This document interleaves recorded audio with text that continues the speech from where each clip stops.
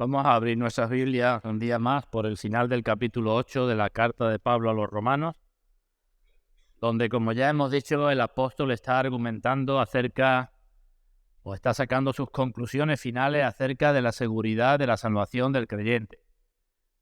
Últimos versículos del capítulo 8 de la epístola de Pablo a los Romanos. En los últimos 9 versículos el apóstol está haciendo esto.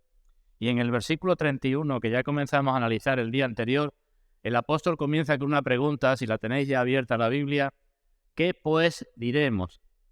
Con esa pregunta. Esa pregunta ya la ha usado en la carta en 3 ocasiones anteriores. ¿Tenéis abierta ya la carta a los Romanos? Pues si buscáis conmigo no en el capítulo 8, sino en el capítulo 6, en el versículo 1, tenemos la misma pregunta: ¿qué pues diremos? En el versículo 15 de ese mismo capítulo 6 dice: ¿qué diremos? O ¿qué pues? Es la misma pregunta. Y en el versículo 7 del capítulo 7 vuelvo a repetir: ¿qué diremos pues? Es decir, es una forma de llamar la atención del apóstol ante lo que ha dicho anteriormente. En los 3 casos que he mencionado, antes está razonando acerca de algo y después dice: ¿y qué vamos a decir frente a esto? Y es lo que tenemos también en el capítulo 8. Frente a los 5 aspectos que enumeramos del versículo 28, sabemos una cosa: a los que aman a Dios, 2 cosas, todas las cosas les ayudan a bien, los que conforme a su propósito son llamados. Frente a los 5 aspectos del versículo 28 y frente a las 5 afirmaciones que tenemos en los versículos 29 y 30, a los que antes conoció, predestinó, llamó, justificó y glorificó, frente a los 5 aspectos y frente a las 5 afirmaciones, el apóstol dice: ¿qué pues?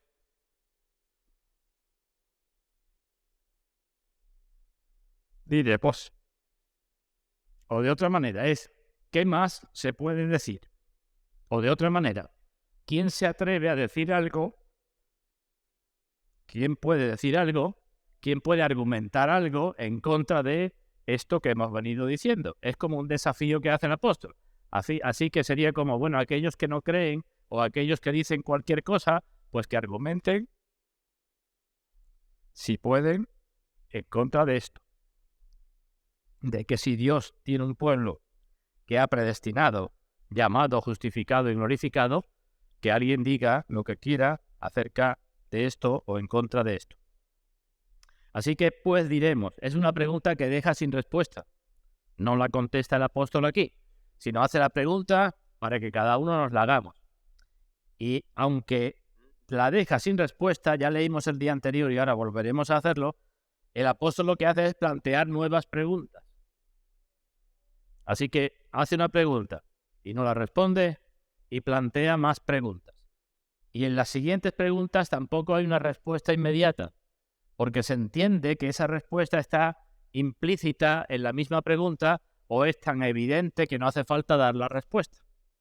Así que una pregunta que no responde, la responde, si queremos, con más preguntas, y esas preguntas tampoco las responde, sino que deja la respuesta a cada uno. Y no la responde, repito, porque la respuesta está implícita. Porque todas esas preguntas, si tenéis ya abierta la Biblia, en el versículo 31, comienzan con la partícula sí. Es decir, nos lleva a pensar y dice, por ejemplo, versículo 31, si Dios es por nosotros, ¿quién contra nosotros? Eso sería la segunda pregunta, después de qué pues diremos. Si Dios es por nosotros, evidentemente esta afirmación no puede hacerla todo el mundo, ¿verdad? ¿Quiénes son esos nosotros? Pues decimos el apóstol Pablo, que se incluye, y aquellos a los cuales escribió la carta, que en principio eran cristianos, ¿verdad? Así que si Dios es por nosotros, y digo, no todo el mundo puede decir eso, entonces el apóstol está diciendo, ¿quién contra nosotros? ¿Quién podrá oponerse al poder de Dios? ¿Cómo es que no vamos a descansar tranquilos si Dios es por nosotros? Así que tenemos una primera pregunta, ¿qué pues diremos? Que enlaza con lo anterior, con lo que acabo de recordar, pero la misma pregunta enlaza con las preguntas siguientes. ¿Qué pues diremos a lo de antes? ¿Y qué pues vamos a decir a lo que voy a plantear ahora? Así que es una pregunta que está en medio de lo de antes y de lo que viene a continuación para que razonemos acerca de ella. ¿Qué vamos a decir de los que están en contra de nosotros? ¿Qué vamos a decir de los que nos acusan? ¿Qué vamos a decir de los que nos condenan? Así que eso tenemos en el versículo, la segunda parte del versículo 31. Si Dios es por nosotros, ¿quién contra nosotros? Y aquí hay dos aspectos que vamos a considerar. En primer lugar, el fundamento de nuestra seguridad y en segundo lugar, el consuelo que debemos sacar de nuestra seguridad. ¿Vale? ¿Ya estamos todos? Pues leamos entonces la palabra de Dios. Romanos capítulo 8, versículo 31. ¿Qué pues diremos a esto? A lo de antes y a lo que voy a decir a continuación. Si Dios es por nosotros, ¿quién contra nosotros? Sigue, el que no escatimó a su propio Hijo, sino que lo entregó por todos nosotros, ¿cómo no nos dará también con él todas las cosas? Fijémonos que aquí no está la partícula sí, pero podía haberle el apóstol planteado de la siguiente manera este versículo 32. El 31, si Dios es por nosotros, ¿quién contra nosotros? El 32, si Dios no escatimó a su propio Hijo, ¿veis? En el mismo razonamiento, ¿cómo no nos dará con él todas las cosas? Versículo 33, lo leo de esta forma nueva. Si Dios es el que justifica, ¿quién acusará a los escogidos de Dios? Si Cristo es el que murió, ¿quién es el que condenará? ¿Veis? Todo es la misma forma. Si esto, entonces, la pregunta. Más aún, Cristo también es el que resucitó, el que murió, el que también resucitó, el que además está a la diestra de Dios, el que también intercede por nosotros. ¿Quién nos separará? Fijémonos que en todas aparece el nos, ¿verdad? ¿Quién nos acusará? ¿Quién nos? Y Cristo murió por nosotros. ¿Quién nos separará del amor de Cristo? Tribulación o angustia, o persecución, o hambre, o desnudez, o peligro, o espada. Bueno, pues digo que vamos a detenernos en la segunda parte del versículo 31, pero antes vamos a pedir la bendición de Dios. Vamos ahora. Padre nuestro, gracias porque podemos llamarte Padre nuestro. Y si tú eres nuestro Padre, como hemos leído y estás por nosotros, ¿qué más podemos desear? ¿Qué más podemos pedir?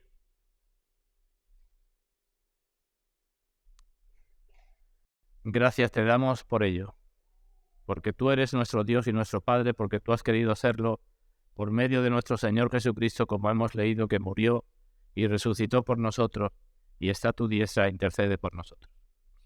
Así que gracias te damos por todas tus bendiciones, que proceden precisamente de esto, de que tú hayas querido ser nuestro Dios y nuestro Padre. Pero venimos ante ti como siempre con nuestros pecados y nuestras debilidades. Y pedimos, Padre, que tengas misericordia de nosotros. Y pedimos que tu Santo Espíritu nos fortalezca en nuestro hombre interior para que podamos vivir a la altura de lo que tú eres para nosotros. Reconocemos que nosotros no podemos. Y que por más que hagamos, lo que hacemos es nada. Pero tú eres por nosotros, y para la gloria de tu nombre pedimos que tú hagas una realidad en nuestras vidas, el que podamos vivir para esa gloria. En el nombre de nuestro Señor Jesucristo. Amén. Pues hablamos entonces de la segunda parte de ese versículo 31 y digo en primer lugar del fundamento de nuestra seguridad.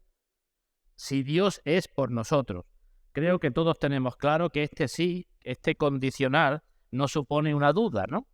Primera cosa que tenemos que tener claro. No está diciendo el apóstol, si Dios estuviera con nosotros, entonces podríamos decir esto. No está dudando, ¿verdad? Porque el sí surge después de un razonamiento anterior donde ha estado diciendo otras cosas. Así que no es una duda, sino es una afirmación que se expresa así con esa partícula sí. Primera cosa que hemos de tener claro, ¿verdad? No está dudando, repito, sino lo que estás afirmando y está diciendo, puesto que Dios está por nosotros, entonces tal cosa. Y en esta afirmación, que Dios es por nosotros, hay dos cosas que debemos destacar. Primera, que Dios existe, y segunda, que Dios está a favor de su pueblo. ¿Vale? Así que no hay duda, es una afirmación tajante, puesto que esto es así, fundamento, puesto que Dios existe, puesto que Dios está a favor de su pueblo. Eso es lo que nos dice. Pero antes de entrar en esas dos cosas, esos dos detalles, quiero que nos fijemos en lo que no dice el apóstol. Porque tan importante es darnos cuenta de lo que dice como de lo que no dice. Así que vamos a ver en primer lugar lo que no dice. Y no dice el apóstol en primer lugar que Dios está contra nosotros. No dice eso, ¿verdad? Si dijera eso, podríamos plantear otra pregunta. ¿Qué sería de nosotros? Si dijera, Dios está contra nosotros, y pensáramos un poquillo, tendríamos que llenarnos de temblor y de miedo, ¿no? Porque si Dios es nuestro enemigo, o fuera nuestro enemigo, entonces, ¿qué o quién puede hacer algo por nosotros? Y digo esto en primer lugar porque todos necesitamos ser conscientes de este hecho, tanto los cristianos como los no cristianos. Los cristianos a veces actuamos en nuestra vida como si Dios estuviera en contra de nosotros. No nos damos cuenta de que Dios está por nosotros. Y los incrédulos también deberían de pensar en esto, porque si son incrédulos, Dios está efectivamente en contra de ellos. Así que es algo que debemos de pensar todo, de interiorizar todos. En un caso, si Dios no está contra nosotros, y en otro caso, si verdaderamente está Dios contra nosotros. Porque de hecho las palabras más terribles que aparecen en la Escritura son aquellas donde Dios declara que está en contra de alguien. Tanto en contra de las naciones, como en contra de personas, como en contra de su propio pueblo, como en contra de los falsos profetas o de los falsos pastores. Y tenéis en la guía del culto pues bastantes citas que hablan de este asunto. Vamos a leer un par de ellas.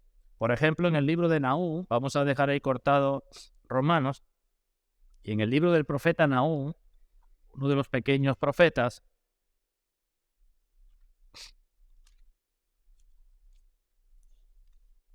antes de Habacuc y antes de Sofonías, en el capítulo 2, versículo 13,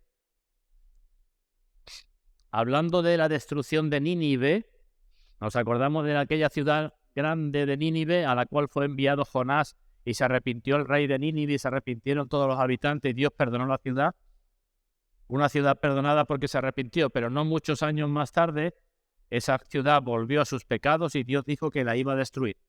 Y leemos en Nahum capítulo 2 versículo 13, heme aquí contra ti, dice el Señor de los ejércitos. Dios dice, estoy contra ti. Igual que un día estuve a favor de ti, te mandé un profeta, ahora estoy contra ti. Encenderé y reduciré a humo tus carros. Fue la destrucción total de Nínive, una gran ciudad de la antigüedad. Espada devorará tus leoncillos y cortaré la tierra tu robo y nunca más se oirá la voz de tus mensajeros. Y en el capítulo 3, versículo 5, dice de nuevo, heme aquí contra ti, dice el Señor de los ejércitos. Fijaos que se repite, el que lo dice es el Señor de los ejércitos. Y descubriré tus faldas en tu rostro y mostraré a las naciones tu desnudez y a los reinos tu vergüenza. Dios contra una ciudad que iba a destruir. Podemos ver otro pasaje en el libro del profeta Jeremías. Simplemente destaco esto para que veáis la importancia que es de concienciarnos si Dios está por nosotros o Dios está contra nosotros. En el libro del profeta Jeremías, sabéis que Jeremías se llevó casi toda la vida profetizando de que el imperio de Babilonia iba a venir para destruir a Israel y a Jerusalén y el templo, pero también Dios profetizó lo que haría después con ese imperio de Babilonia, que no se creyeran los de Babilonia que Dios estaba con ellos porque Dios les permitió hacer aquella cosa. Y al final del libro de Jeremías, en el capítulo 50, en el versículo 31, 50-31, profetizando contra Babilonia, podemos leer que dice, he aquí yo estoy contra ti, subrayo lo de contra ti, igual que hemos leído antes contra Nínive. Yo estoy contra ti, oh soberbio, dice el Señor, y de nuevo, el Señor de los ejércitos. ¿Veis? Es decir, cuando Dios está contra alguien, lo que quiere destacar es el poder que tiene ese Dios contra ese alguien. Y habla de que es el Señor de los ejércitos. Porque tu día ha venido, el tiempo en que te castigaré. Y ahí sigue. Y en el capítulo 51, versículo 25, Jeremías 51, 25, podemos leer que dice, he aquí yo estoy contra ti, oh monte destruidor. Es decir, Babilonia era un gran monte, era un gran imperio que destruía a todas las naciones, pues yo estoy contra ti otra vez, que destruiste toda la tierra, y extenderé mi mano contra ti, y te haré rodar de las peñas, y te reduciré a monte quemado. Tenéis más citas de la Biblia en la guía del culto, porque Dios habla de la misma forma contra Egipto, contra Tiro y Sidón, contra Edom, contra muchas personas y pueblos. Y todavía son más duras las palabras cuando Dios habla en contra de su propio pueblo. Vamos al libro de Levítico. Levítico capítulo 26.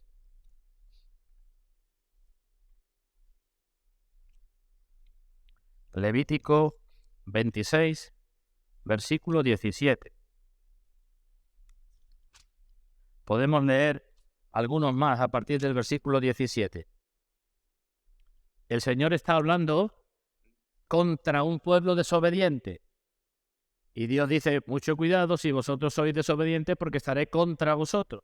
Y a partir del versículo 17 podemos leer, pondré mi rostro contra vosotros. Dios no quiere un pueblo desobediente, porque dice, pondré mi rostro contra vosotros y seréis heridos delante de vuestros enemigos. Y los que os aborrecen se enseñorearán de vosotros y huiréis sin que haya quien os persiga. Pero sigue diciendo más, yo os invito a que leáis toda la parte final del versículo 26. Así que Dios dice, yo estaré contra vosotros y haré esto, pero si aún con estas cosas no me oyereis, volveré a castigaros 7 veces más por vuestros pecados. Y quebrantaré la soberbia de vuestro orgullo y haré esto y haré lo otro. Y vuestra fuerza se consumirá, y si anduviereis en oposición conmigo, yo añadiré 7 veces más plaga. Versículo 22, enviaré también contra vosotros bestias fieras. Versículo 23, y si con estas cosas no os corregís, versículo 24 de nuevo, yo procederé también en contra de vosotros y os heriré 7 veces más por vuestros pecados. Y así sigue diciendo, si no os enteráis de una forma, yo procederé contra vosotros de otra, de otra y de otra. Y finalmente son también muy duras. Vamos al libro del profeta Ezequiel, las palabras que el Señor pronuncia contra los falsos pastores o contra los falsos profetas. En el libro del profeta Ezequiel, capítulo 15, podemos leer lo siguiente. Ezequiel 15, versículos del 6 al 8.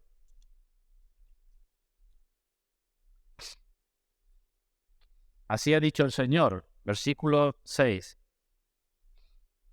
Como la madera de la vid entre los árboles del bosque, la cual di al fuego para que la consumiese, así haré a los moradores de Jerusalén, y pondré mi rostro contra ellos, aunque del fuego se escaparon, fuego los consumirá.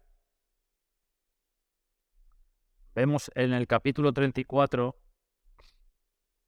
de ese mismo libro un ejemplo de lo que Dios dice contra los pastores. Y lo dejamos ya ahí, este detalle de que Dios puede estar contra las personas. Ezequiel 34, versículo 8. Vivo yo, dice el Señor, que por cuanto mi rebaño fue para ser robado y mis ovejas fueron para ser presa de todas las fieras del campo sin pastor, ni mis pastores buscaron mis ovejas, sino que los pastores se apacentaron a sí mismos y no apacentaron a mis ovejas. Por tanto, pastores, oíd la palabra del Señor. Así ha dicho el Señor. He aquí yo estoy contra los pastores, y demandaré mis ovejas de su mano, y les haré dejar de apacentar las ovejas, ni los pastores se apacentarán más a sí mismos, pues yo libraré mis ovejas de su boca, y no les serán más por comida. Y podríamos leer otras en contra de los falsos profetas. Así que primera cosa que nos dice que Dios está en contra de nosotros. No dice eso para los que están incluidos en ese grupo de nosotros. Tampoco dice Dios es indiferente a nosotros. ¿Verdad? Volvemos a Romanos y no dice que Dios sea indiferente a nosotros. Eso es un argumento de mucha gente de la calle, que dice, bueno, sí, yo creo en Dios, pero Dios puso el mundo en marcha y Dios tiene demasiadas cosas que ocuparse de a ver cómo estamos funcionando cada uno en el mundo. Así que Dios te deja que tú hagas lo que quieras y Dios no se preocupa por tus cosas, ni por las chicas, ni por las grandes. Dios es indiferente a nosotros. No dice eso. Y tampoco dice Pablo que nadie está en contra de nosotros. No dice eso, ¿verdad? Casi dice eso, pero no lo dice. Porque si dijera eso, entonces estaría desmintiendo las palabras del Señor Jesucristo, que en multitud de ocasiones ha dicho lo contrario. Y ha dicho, en el mundo tendréis aflicción, el mundo os va a aborrecer, Satanás os ha pedido para zarandearos como trigo. Si la pregunta, sin más preámbulo, hubiera sido, ¿quién está contra nosotros? ¿Qué hubiéramos dicho los cristianos? Os hubiéramos dicho, pues están contra nosotros mi propia naturaleza de pecado, no hago el bien que quiero, sino el mal que no quiero. Está contra nosotros el mundo con todas sus cosas, sus atracciones, sus tentaciones. Están contra nosotros Satanás, los principados, las potestades, las huestes espirituales de maldad en las regiones celestes. Todo está contra nosotros y bien organizado contra nosotros. Si tenéis abierto el último versículo que hemos leído en Romanos 8:35, esas 7 cosas que enumera el apóstol también están en contra de nosotros. Tribulación, angustia, persecución, hambre, desnudez, peligro, espada, y podíamos hacer la lista mucho más larga, ¿verdad? Así que no dice Dios está contra nosotros, ni Dios es indiferente a nosotros, ni tampoco dice no hay nada en contra de nosotros. Lo que sí está claro, a partir de lo que estamos leyendo, es que solamente hay 2 posibilidades, podemos decir 2 bandos, 2 partidos, y ya está, ya no hay más. Y si nosotros estamos con Dios y Dios con nosotros, tendremos muchas cosas en contra de nosotros. Y eso debemos asimilarlo. Y si por el contrario no estamos con Dios, tendremos muchas cosas a favor de nosotros, el mundo nos va a sonreír y nosotros vamos a estar con el mundo, pero tendremos en contra de nosotros al mismo Dios. Ya no hay más. Los cristianos, cuando nos bautizamos, hicimos como un juramento o como si firmáramos un documento en donde nos alistábamos como soldados en una guerra, ¿verdad? Pone el ejemplo el apóstol Pablo del que milita, que no se enreda en los negocios de la vida, que somos como soldados. ¿Soldados para qué nos apuntamos? Pues nos apuntamos para entrar en una guerra. Y cuando tomamos la cena del Señor, pues es como si estuviéramos renovando ese juramento que hicimos. Pero si Dios está con nosotros y por nosotros, estamos siguiendo a un capitán, el capitán de nuestra salvación, dice la carta a los Hebreos, que ha vencido al mundo y que nos dice confiad, yo he vencido al mundo. Así que ni Dios contra nosotros, ni Dios indiferente a nosotros, ni todo el mundo y todas las cosas a favor de nosotros. Nada de eso dice. Lo que dice es, si Dios es por nosotros, ¿quién contra nosotros? Y he dicho al comienzo que esto implica 2 cosas, que Dios existe y que Dios está por sus hijos y para sus hijos. Digo algo en primer lugar de que Dios existe. Dios existe, ¿verdad? Decimos. ¿Pero qué Dios? Porque la mayoría de la gente, cada una tiene un Dios a su medida. Y lo triste es que los cristianos tengamos también un Dios no a nuestra medida, sino que nos olvidemos de Dios en algunas ocasiones y en otras queramos tenerlo a nuestra medida. Así que, ¿qué Dios es el que existe, el que está por nosotros? Pues no lo vamos a buscar, pero la Biblia habla de que Dios es un Dios santo, con lo que eso implica, y que es justo, y que es omnisciente, que lo ve todo lo que no ve nadie, Dios lo está viendo, y que es omnipresente, y que es infinito y que es eterno y que es sabio. Ese es el Dios que aparece en la Escritura. Y si ese es el Dios que existe, el único Dios que existe, eso tendría que ser de gran consuelo para toda la gente, incluso los incrédulos. Porque Dios se manifiesta en la Escritura, dice, como defensor, protector de huérfanos y defensor de viudas. Dios se presenta como el refugio de los oprimidos a causa de la injusticia. Y una y otra vez se nos dice que aunque veamos que en el mundo hay muchas injusticias, Dios está por encima de esas injusticias.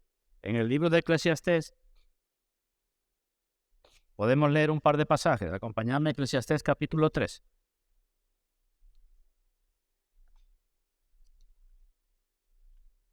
Eclesiastés, Salomón, como sabéis, escribió este libro al final de su día, después de toda su experiencia con Dios y sin Dios. Escribe en el capítulo 3, versículos 16 y 17, dice Salomón, Eclesiastés 3:16, vi más debajo del sol, en lugar del juicio, allí impiedad, y en lugar de la justicia, allí iniquidad. Eso es lo que ve cualquiera. Y dije yo en mi corazón, al justo y al impío juzgará Dios, porque allí hay un tiempo para todo lo que se quiere y para todo lo que se hace. Más adelante en el capítulo 5, versículo 8, dice, si opresión de pobres y perversión de derecho y de justicia vieres en la provincia, cosa que es fácil de ver, ¿verdad? Opresión de los pobres, perversión del derecho y de la justicia, no te maravilles de esto, no te asombres, no te extrañe, porque sobre el alto vigila otro más alto y uno más alto está sobre ellos. Digo que Dios existe, aunque muchas veces da la impresión de que Dios no está, ¿verdad? Aunque muchas veces deja que las personas vivan rechazándolo y con sus pecados. Tenemos la experiencia del salmista en el Salmo 73, ¿recordamos ese salmo? Donde dice, casi resbalaron mis pies viendo la prosperidad de los impíos. El salmista dice, yo veía cómo vivían los impíos, que se reían, que se divertían, que tenían todo lo que querían, que sus hijos estaban bien. Y yo, en cambio, pues me encontraba mal. Así que Dios existe. Y mucha gente el argumento es, si Dios existiera, Dios no sería bueno. No sería el Dios que tú dices que está en la Biblia. Porque si fuera bueno, ¿cómo va a dejar que los niños pequeños se mueran de leucemia? Y si Dios existe, si es bueno, no es todopoderoso. Porque entonces tendría que hacer algo y no dejar que tantas cosas sucedan. ¿Qué nos dice Salomón en el mismo capítulo 8 de ese libro de Eclesiastés? En el capítulo 8, versículo 11,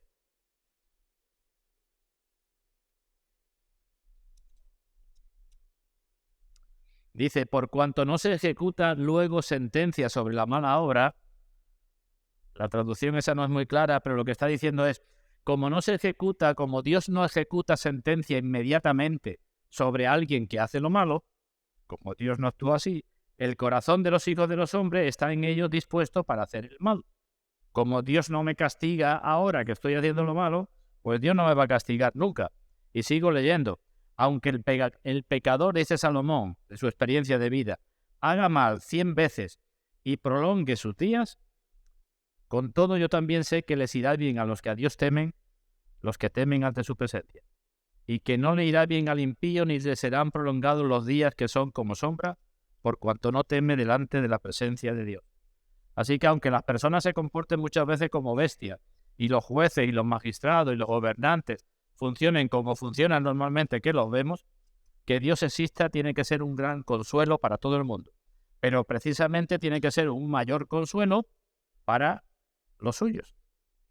Porque los suyos, nosotros, podemos acudir a Dios no solamente esperando que Él haga juicio en la otra vida, sino que podemos acudir a Dios ahora como acudimos o como se puede acudir al Tribunal Supremo. Así que no nos corresponde a nosotros vengarnos de nada ni de nadie. Pero delante de Dios están todas las cosas abiertas y desnudas, y esto tiene que ser un gran consuelo para su pueblo. Así que si Dios es por nosotros, hemos de pensar que Dios existe. Y ahora la segunda cosa, que Dios es con sus hijos, que Dios es, si queréis, por sus hijos, que Dios está con sus hijos, que Dios está incluso en sus hijos, por el Espíritu Santo, que Dios está alrededor de sus hijos. Todas esas cosas están implícitas ahí. Veamos otro pasaje. Primer libro de Crónicas, capítulo 17. Primer libro de Crónicas, capítulo 17. Lo que dice David, en una oración de David. Versículo 24.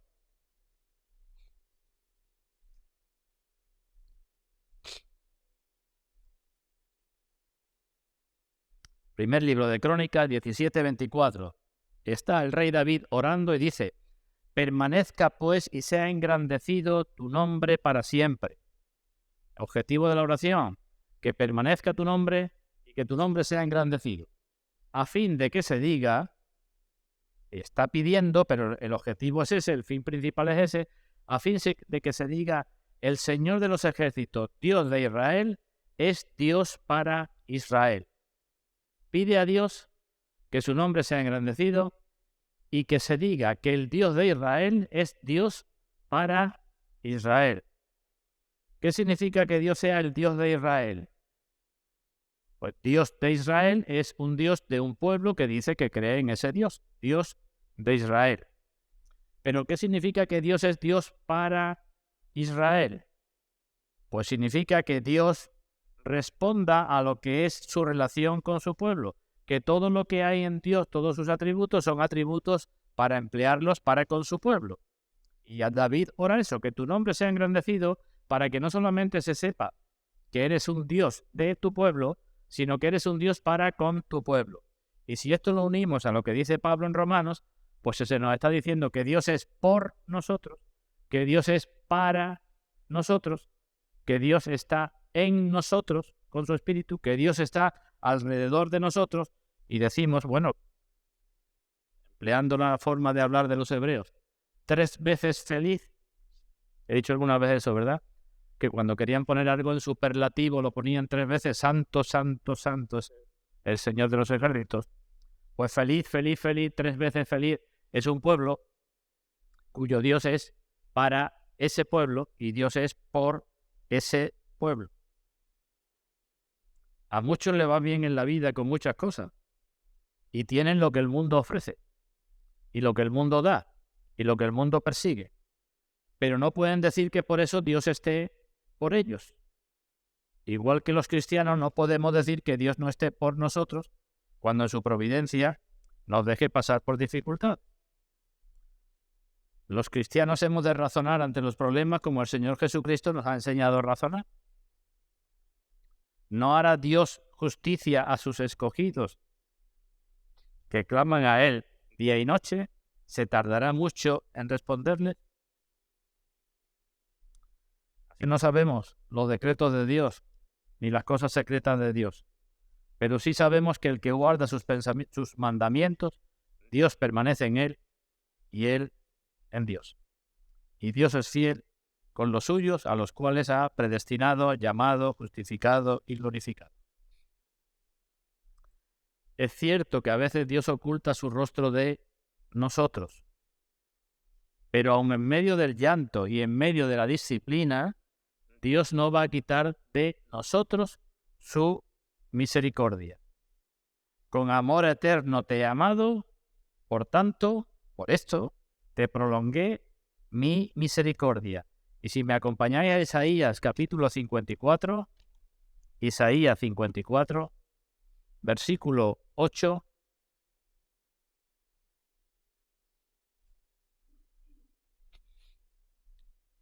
Isaías 54, 8, dice el Señor: con un poco de ira escondí mi rostro de ti por un momento. Con un poco de ira escondí mi rostro de ti por un momento, pero con misericordia eterna tendré compasión de ti. Así que en medio del llanto y de la disciplina y de los problemas, Dios dice: a pesar de todo eso, un poco de ira nada más y compasión eterna. Sigo leyendo: porque esto me será como en los días de Noé, cuando juré que nunca más las aguas de Noé pasarían sobre la tierra. Dice Dios: como juré antes, también ahora. Así he jurado que no me enojaré contra ti ni te reñiré, porque los montes se moverán y los collados temblarán, pero no se apartará de ti mi misericordia, ni el pacto de mi paz se quebrantará, dice el Señor, el que tiene misericordia de ti. Son promesas que hemos de conocer y que debemos interiorizar, ¿verdad? No hay en la Biblia bastantes casos de personas que exteriormente o por sus circunstancias externas parecía o podría pensarse de ellas que Dios estaba en contra de ellas. Hay muchas, ¿verdad? Cuando José fue con la edad de 18 años más o menos vendido como esclavo a Egipto, ¿qué hubiéramos dicho? Que Dios estaba contra José. ¿Y qué nos dice la Escritura? Ahí lo tenéis en el libro de Génesis. Pues que Dios estaba con José. Y cuando José fue metido después de ser esclavo en la cárcel a causa de la mujer de Potifar y todo lo que sucedió, ¿qué dice la Escritura? Que Dios estaba con José. El Señor Jesucristo fue a la cruz. ¿Y qué dice Pedro cuando estaba predicando en casa de Cornelio? Que él fue sanando a todos los oprimidos por el diablo porque Dios estaba con él. Así que repito, si Dios es por nosotros y para nosotros y en nosotros y alrededor de nosotros, ¿qué mayor consuelo hay? Pablo poco antes de su muerte dice, en mi última defensa, ninguno estuvo conmigo. ¿Pero quién estuvo con él? El Señor estuvo a mi lado y me dio fuerzas. Y así una y otra vez. En Isaías capítulo 45 dice el Señor, no temas porque yo estoy contigo. No desmayes porque yo soy tu Dios que te esfuerzo. Siempre te ayudaré, siempre te sustentaré con la diestra de mi justicia. Y vuelve a repetir, así dice el Creador tuyo, oh Jacob, no temas porque yo te redimí. Cuando pases por las aguas, yo estaré contigo y por los ríos no te anegarán. Cuando pases por el fuego no te quemarán ni la llama arderá en ti. Así que qué gran consuelo, ¿verdad? Si soy cristiano, nunca estoy solo, aunque todos me abandonen, porque Dios está conmigo.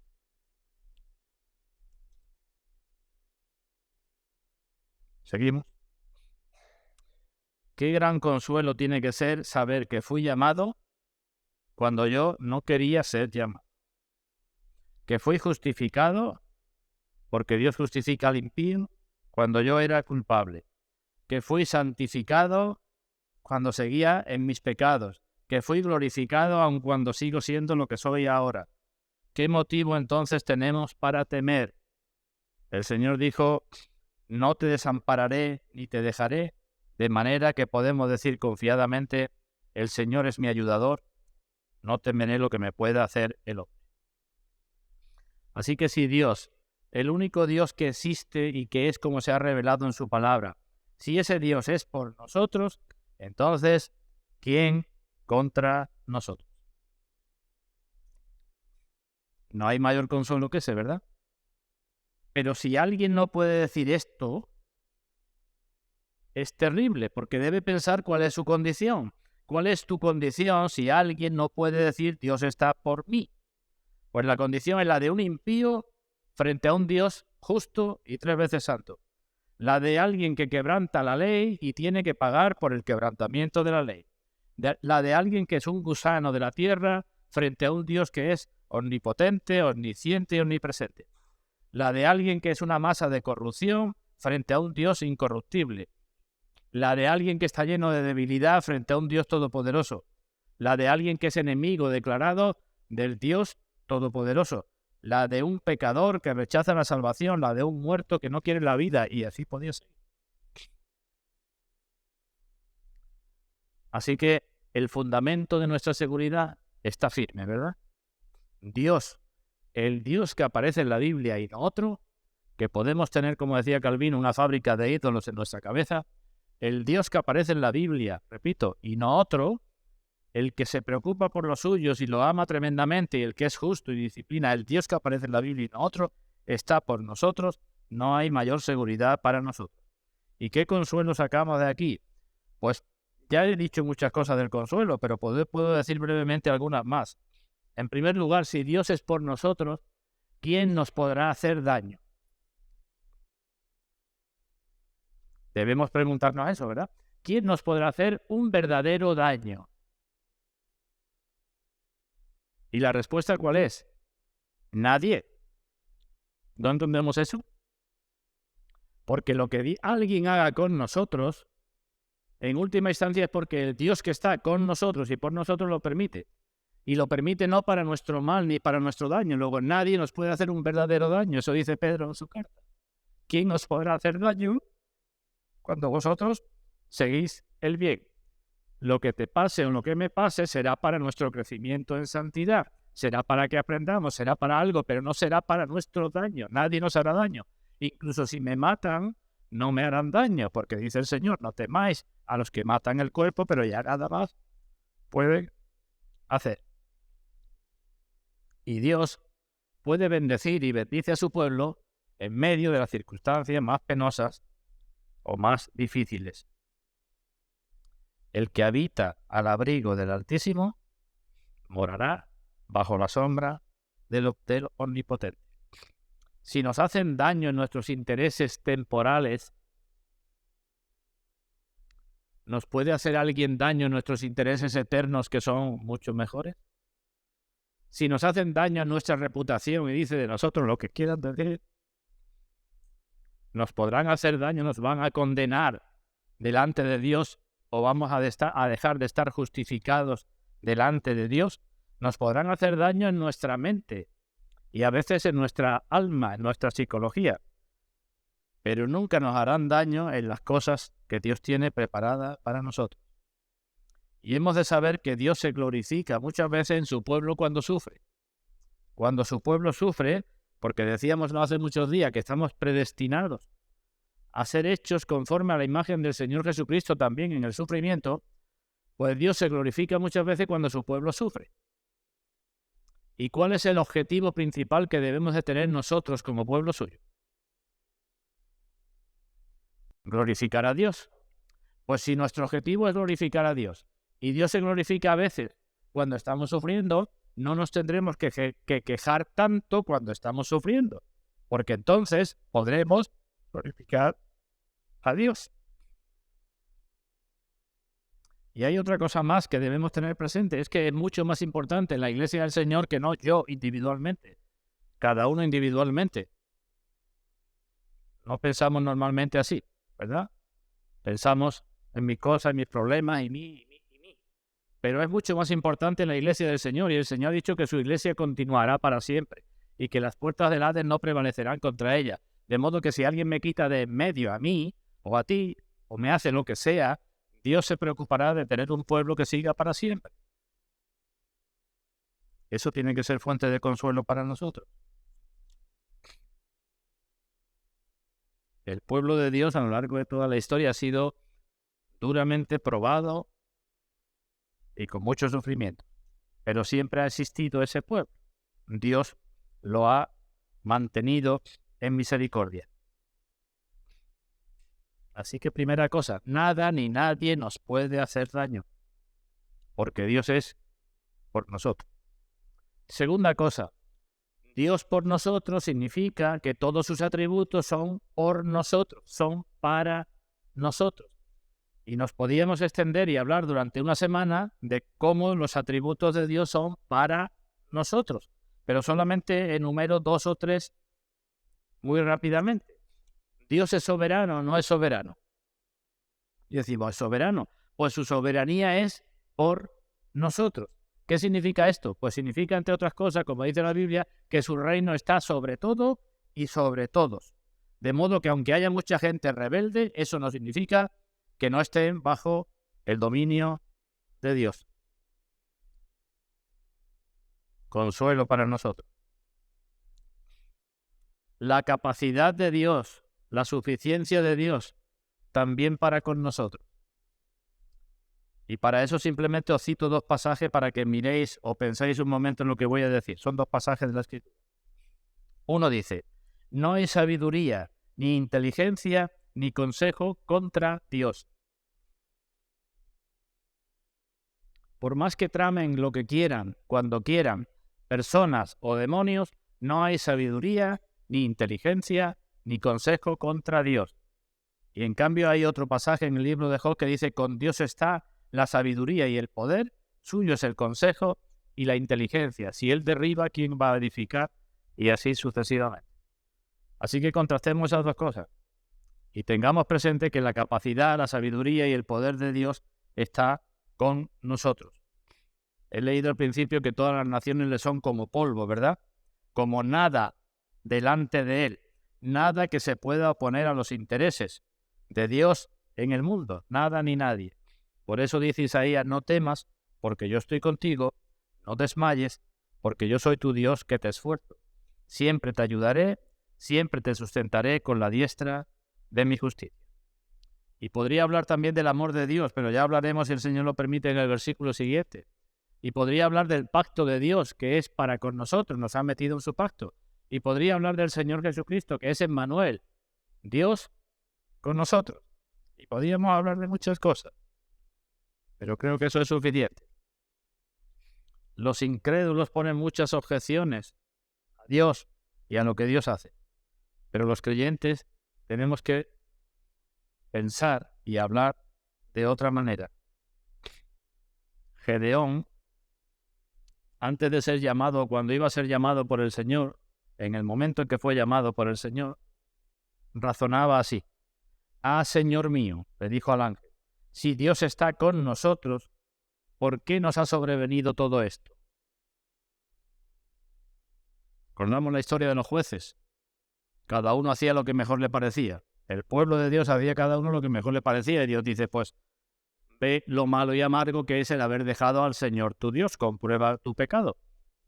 Y entonces permitía muchas cosas. Y un creyente, pero muy débil, decía, ay, si Dios está con nosotros, ¿por qué no sobreviene todo esto? La respuesta era muy clara, ¿por qué no sobreviene? Pero digo, no hemos de pensar así los creyentes, así piensan los incrédulos.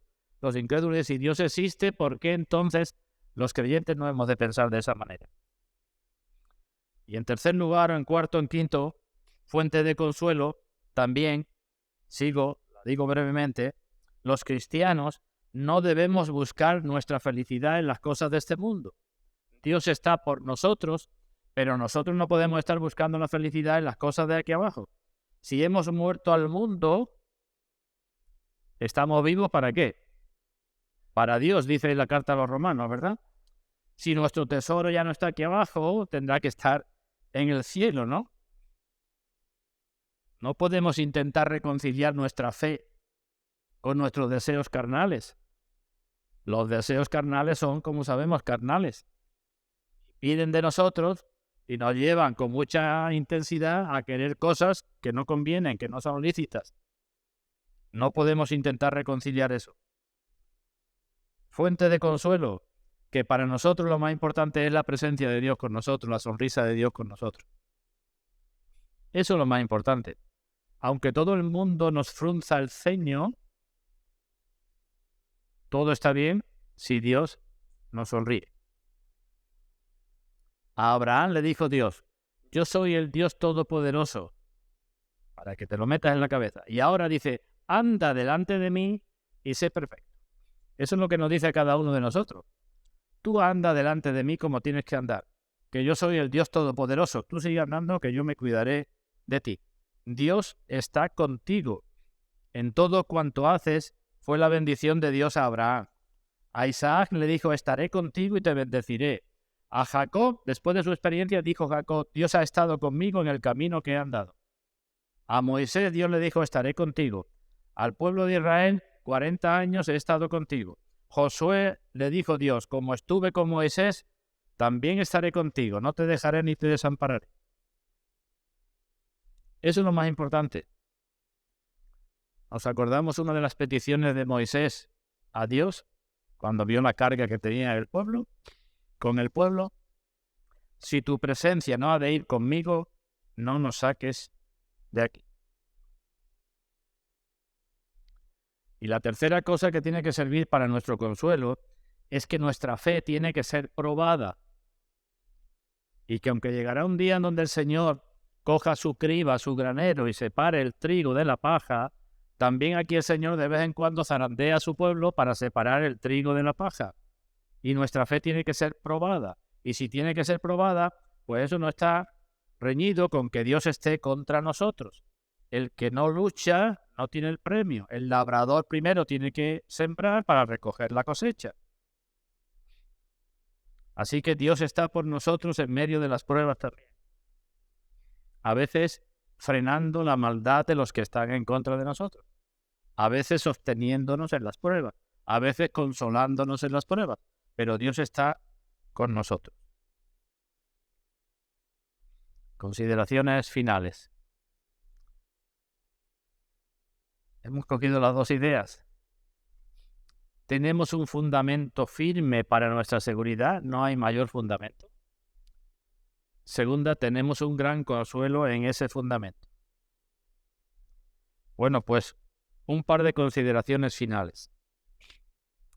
Una frase es: si Dios es por nosotros, ¿quién contra nosotros?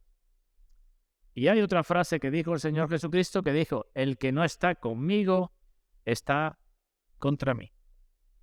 Pues tengamos esas dos frases por delante. Si Dios es por nosotros, no contra nosotros, ni nosotros contra Dios, podemos decir quién contra nosotros. Pero si yo no estoy con Cristo, estoy contra Cristo y tengo a Dios en contra mía. Como dije antes, ambas frases muestran que solamente hay dos alianzas posibles. Y las dos son de la mayor trascendencia, tanto en este mundo como en el otro mundo. La mayor trascendencia. ¿Por qué? Porque por una parte, esto que acabo de decir nos muestra la gran miseria que tienen los incrédulos. Si una persona está en contra de Dios y Dios en contra de esa persona, no hay nada que sea para el bien de esa persona. Nada. Y eso es terrible. Igual que he dicho antes que para el creyente nada le hará daño, ahora digo, el que no tiene a Cristo con él, no hay nada que sea bien para esa persona. La salud no le será bien. El dinero no le será para bien, dice el Señor que está en la casa de los impíos para su mal. La felicidad no será para su bien, la prosperidad, ni el trabajo, ni el puesto que aspira, ni los honores, ni nada de nada. Aunque tenga todas las cosas, seguirá siendo un miserable porque tiene en contra de él al mismo Dios de los cielos. Y no solamente será un miserable en su vida, sino que tiene razón para temer porque Dios en cualquier momento le puede quitar aquello en lo que está depositando su felicidad y su confianza. Esto es lo que nos dice esta frase. Si Dios es por nosotros, ¿quién contra nosotros? Pero si Dios no es por nosotros, mi condición es la peor que hay y debo de tener miedo porque Dios en cualquier momento me puede quitar aquello en que estoy confiando. Y además, debo de temer cuando pienso o hablo o actúo algo en contra de los intereses de Dios, en contra del pueblo de Dios. Esa es la situación terrible del incrédulo. Y por otra parte, esto nos tiene que confirmar en nuestra fe a los creyentes. Porque si Dios es por nosotros, pregunto, ¿podremos vencer todo deseo desordenado que haya en nosotros? Si Dios es por nosotros. Si buscamos primeramente el reino de Dios y su justicia, ¿qué cosas nos serán añadidas? ¿Qué dice el Señor?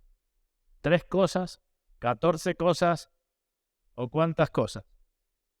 Pues vais al Evangelio, vamos al Evangelio de todas estas cosas. Así que si Dios está por nosotros, no tenemos excusa para no estar venciendo determinados pecados. No digo que Dios no nos deje con alguno, como dejó al apóstol Pablo con su aguijón en la carne. Pero no tenemos excusa para vivir siempre con nuestros mismos pecados, porque Dios es por nosotros. Y de la misma forma, debemos perder todo temor, digo, desordenado. Todo temor a muchas cosas y a muchas personas. Dijo David, aunque ande en valle de sombra,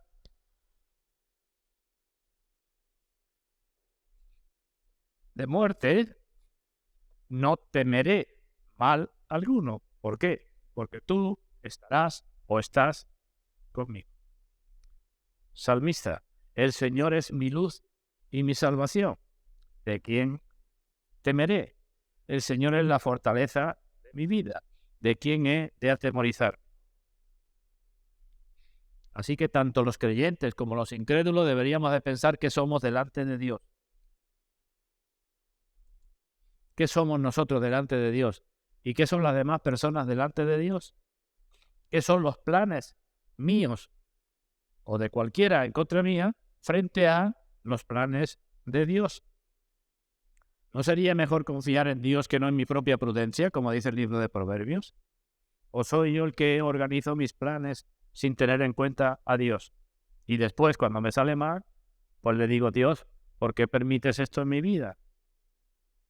¿Qué son o qué somos nosotros y las personas con nuestras debilidades frente a la omnipotencia de Dios? ¿Qué son las personas con su malicia frente a la misericordia de Dios? ¿Qué es el polvo y la vanidad, como dice Salomón en Eclesiastés? Todo es vanidad. ¿Recordamos de eso? Su experiencia de vida al final terminó diciendo todo es vanidad. ¿Qué significa que todo es vanidad? Pues que no llena, ¿verdad? Que no satisface. Que estoy buscando la felicidad por ahí y no llego nunca a encontrarla. Que cuando tengo una cosa ya no me satisface y busco otra. Todo es vanidad, pero Salomón añade una cosa más. ¿Qué dice? ¿Recordamos? La frase que se repite una y otra vez. Vanidad de vanidades, todo es vanidad y aflicción de espíritu. No solamente vanidad que no sirve para nada, sino que es que además cuando estoy detrás de eso, que una vanidad, me estoy trayendo problemas a mi vida, aflicción de espíritu. Si fuera solamente que es vano, pues mira, tiene un pase, ¿no? Estoy haciendo el tonto porque estoy toda mi vida detrás de cosas que no me van a llenar. Pero es que además de estar haciendo el tonto, me estoy trayendo problemas a mi vida porque todo es vanidad y aflicción de espíritu. Bueno, pues frente a eso tenemos la eternidad, lo que Dios nos da.